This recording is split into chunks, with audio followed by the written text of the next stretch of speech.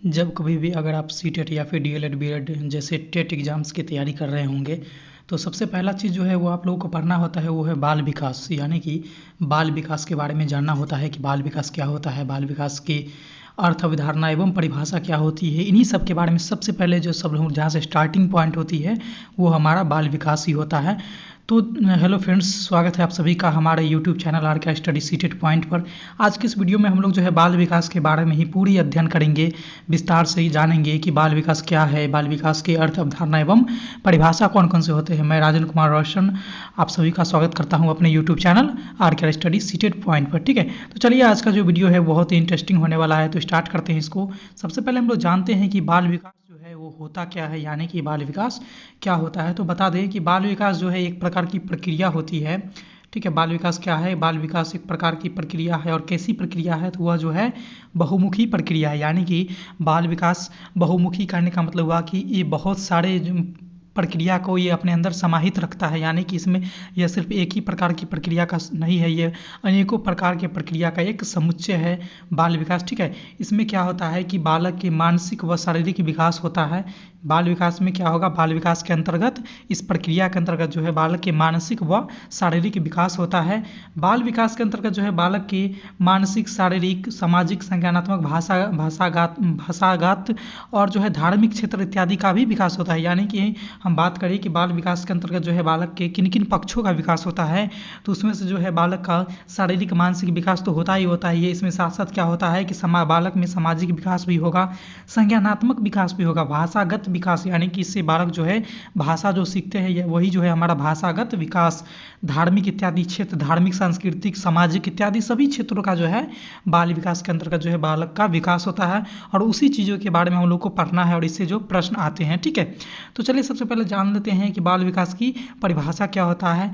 तो बाल विकास, देखिए बाल विकास में दो पक्षों का विकास होता है। सबसे महत्वपूर्ण चीज़ क्या है कि बाल विकास में दो पक्षों का विकास होता है, जिसको हम लोग इस वीडियो में आगे देखेंगे। वैसे हम लोग जो है बाल विकास की परिभाषा अगर एक लाइन में दें तो इसको हम लोग इस प्रकार से कह सकते हैं कि बालकों का मानसिक और शारीरिक विकास जिस प्रक्रिया के द्वारा संपन्न होती है उसे ही हम लोग बाल विकास कहते हैं। यानी कि वह प्रक्रिया जिसके द्वारा बालक का जो है मानसिक एवं शारीरिक दोनों का विकास होता है, उस प्रक्रिया को हम लोग बाल विकास कहते हैं। बाल विकास को हम लोग इस तरह से परिभाषित कर सकते हैं। ठीक है, चलते हैं आगे बढ़ते हैं इस टॉपिक में, देखते हैं कि बाल विकास जो है इसमें किस प्रकार के विकास होते हैं। तो बाल विकास में जो है ना दो प्रकार के विकास होंगे। ठीक है, पहला जो है वो होता है गुणात्मक विकास और दूसरा है हमारा परिणात्मक विकास।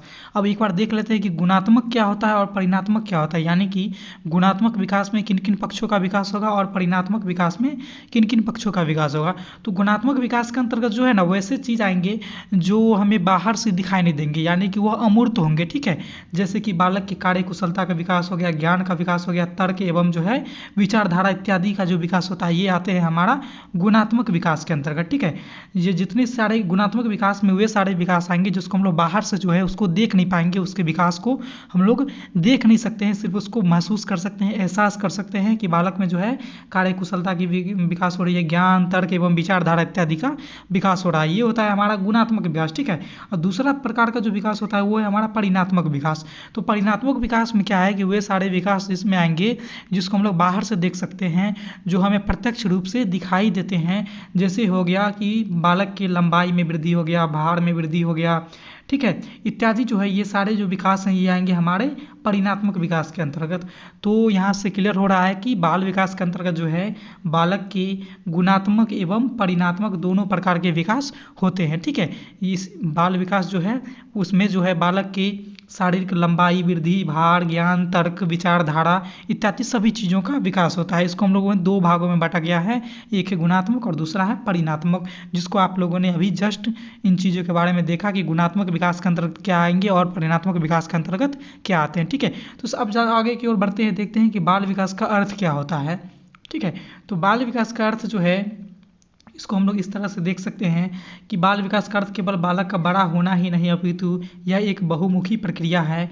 इसमें मात्र शरीर के अंगों का विकास ही नहीं परंतु सामाजिक, सांवेगिक अवस्थाओं में होने वाले परिवर्तन को भी शामिल किया जाता है। बाल विकास के अंतर्गत शक्तियाँ और क्षमताओं का भी विकास को गिना जाता है। ठीक है, जैसा कि हमने पहले भी जाना कि बाल विकास जो है एक बहुमुखी प्रक्रिया है, यानी कि एक ही प्रक्रिया में अनेकों प्रकार की प्रक्रिया सम्मिलित हो, उसे हम लोग बहुमुखी प्रक्रिया बोलेंगे। तो इसमें जो है अनेकों प्रकार की विकास होती है, जैसे मानसिक विकास हो गया, शारीरिक विकास हो गया, भाषागत विकास हो गया, सामाजिक विकास, संज्ञानात्मक विकास, इन सारे चीज़ों का विकास है।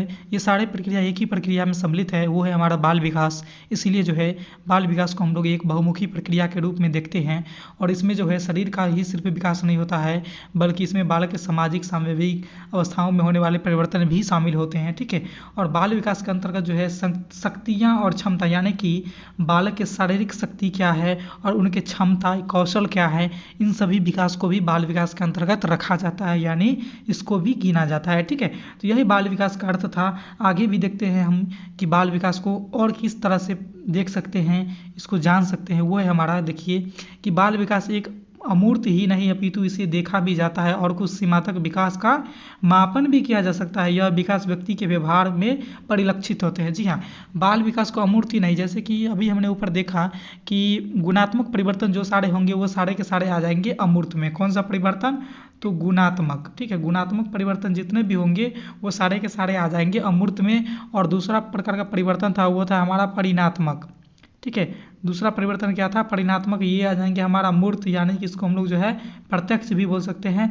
तो गुणात्मक परिवर्तन के अर्थ को जो है हम लोग देख नहीं पाएंगे, लेकिन परिणात्मक परिवर्तन यानी कि मूर्त परिवर्तन को हम लोग देख पाएंगे। तो यही यहाँ पर कह रहा है कि बाल विकास एक अमूर्त ही नहीं अपितु इसे देखा भी जाता है। जैसे मान लीजिए बालक के ज्ञान में विकास हो रही है, यह एक गुणात्मक परिवर्तन है, इसलिए बालक के ज्ञान को हम लोग देख नहीं सकते हैं, लेकिन क्या है कि इसको हम माप तो सकते हैं ना, IQ लेवल तो निकाल सकते हैं ना बालक के। इसलिए यहाँ पर बोला गया है कि इसे सिर्फ जो है अमूर्त ही नहीं, इसे देखा भी जाता है। जैसे बालक के ज्ञान को हम लोग नहीं देख सकते हैं, वही बालक की लंबाई में वृद्धि हुआ उसको तो हम लोग देख सकते हैं ना।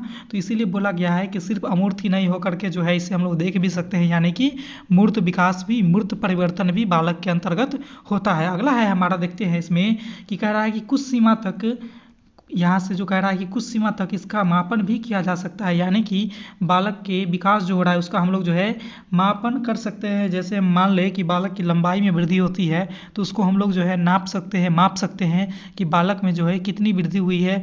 पहले बालक की लंबाई कितनी थी, अब जो है बालक की लंबाई बढ़कर कितना हो गया है। तो इसीलिए कहा गया है कि बालक के विकास को हम लोग मापन भी कर सकते हैं। और अगला है कि यह विकास व्यक्ति के व्यवहार में परिलक्षित होता है। जैसे कि बालक में विकास जो है वो बालक के व्यवहार में परिलक्षित होती है, यानी कि वो देखती है, बालक के विकास जो है वो उसके व्यवहार से झलकती है।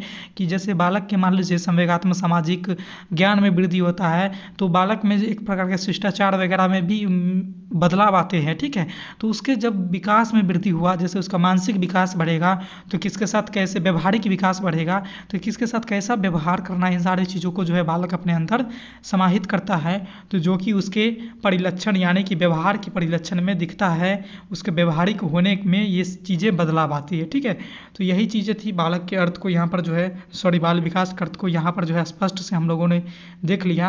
अब हम देखते हैं कि कुछ मनोवैज्ञानिक हैं जो बाल विकास के संदर्भ में अपना कुछ जो है कहना दिए हैं, मत को साझा किए हैं। एक एक मनोवैज्ञानिक करके हम लोग देखते हैं कि किनका क्या कहना है। तो सबसे पहले आते हैं हमारा स्किनर। उन्होंने कहा है कि विकास एक क्रमिक एवं मंद गति से चलने वाली प्रक्रिया है। स्किनर साहब का मानना है कि बाल विकास जो होती है यानी बालक का विकास जो होती है वह एक क्रमिक है, यानी कि एक क्रम में चलेगी। जैसे 1 2 3 4 ये क्या है कि क्रमिक संख्या है, यानी कि एक क्रम में चलेगी। ठीक है, और मंद गति यानी कि धीरे धीरे होने वाली विकास है, ऐसा ना कि बहुत जल्दी ही सारी चीज़ें का विकास हो जाए, ऐसा स्किनर का मानना नहीं है। वो कहते हैं कि एक क्रमिक है और मंद गति से चलने वाली प्रक्रिया होती है। ठीक है, दूसरे मनोवैज्ञानिक है हमारे यहाँ पर हरलॉक साहब। उन्होंने क्या कहा है बाल विकास के संदर्भ में, उनका भी कहना देख लेते हैं।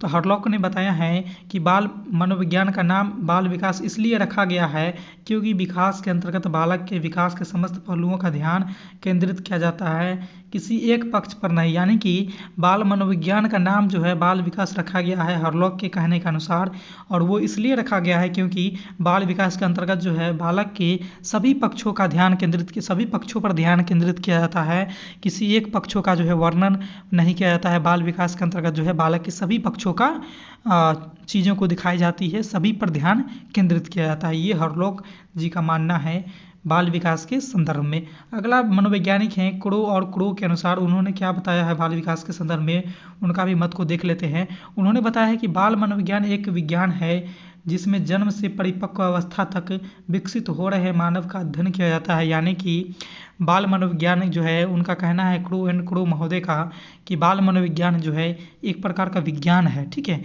और इसमें कहाँ से कहाँ तक की चीज़ों को जो है पढ़ा जाता है, अध्ययन किया जाता है, तो वो है किसी बालक के जन्म से लेकर के परिपक्व अवस्था तक विकसित हो रहे सारे चीज़ों का अध्ययन किया जाता है। यानी कि कोई बालक जन्म लिया 0 वर्ष से लेकर के मनुष्य परिपक्व होता है, लगभग वही 18-19 के एज तक जाते जाते जो है मनुष्य को शारीरिक रूप से परिपक्व यानी कि किशोरावस्था जब हमारा इंड होता है उस समय तक जो है हमारा शारीरिक विकास जो है वो परिपक्व हो जाता है। वैसे मानसिक विकास चलती रहती है, लेकिन शारीरिक विकास को देखा जाए तो उस समय तक जो है परिपक्व हो जाती है। मानसिक विकास में भी बहुत सारी चीज़ें उस समय तक परिपक्व हो जाती है। वैसे सीखना अधिगम जो है वो जीवन प्रयत्न चलने वाली प्रक्रिया है, तो मानसिक विकास हमेशा चलती ही रहती है। लेकिन शारीरिक विकास जो है किशोरावस्था के इंड होते होते सारी चीज़ें जो है परिपक्व हो जाती है, पूरे वृद्धि विकास हो जाती है, ठीक है। तो क्रो महोदय का मानना है कि इसमें जो है जन्म से परिपक्व अवस्था तक विकसित हो रहे मानव का अध्ययन किया जाता है। किसमें? तो वो है हमारा बाल विकास के अंतर्गत, ठीक है। तो अगला मनोवैज्ञानिक है हमारा ड्रेवर।